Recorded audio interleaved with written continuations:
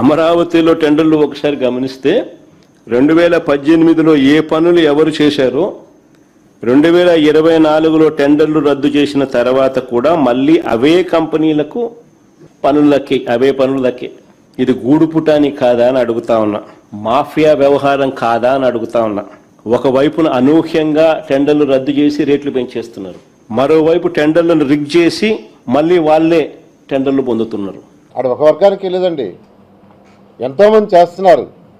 ఎవరికి మనం నామినేషన్ మీద ఇలా అమరావతిలో ఎవరికి నామినేషన్ మీద లేదండి. అన్ని టెండర్లు పిలిచాం.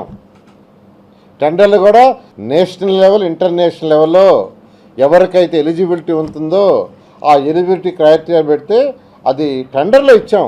వాళ్ళకి ఇచ్చారు, వీళ్ళకి ఇచ్చారు అంటే ప్రజలని ఇంకా అయిపోయింది. అమరావతి మన చేతిలో లేదు, ఎవరి చేతిలో లేదు. అది అమరావతి రాజధాని అయిపోయింది, దీన్ని ఎవరు కదిలించలేరు. ఎందుకంటే ఈ దేశంలో ఉన్న పార్లమెంట్లో ఉన్న ఎవరైతే ఎంపీలు ఉన్నారో అన్ని పార్టీలు ఒక్క పార్టీ చెప్తే ఆ ఒక్క పార్టీ కూడా ఓటింగ్ అప్పుడు బయటకు వెళ్ళిపోయింది.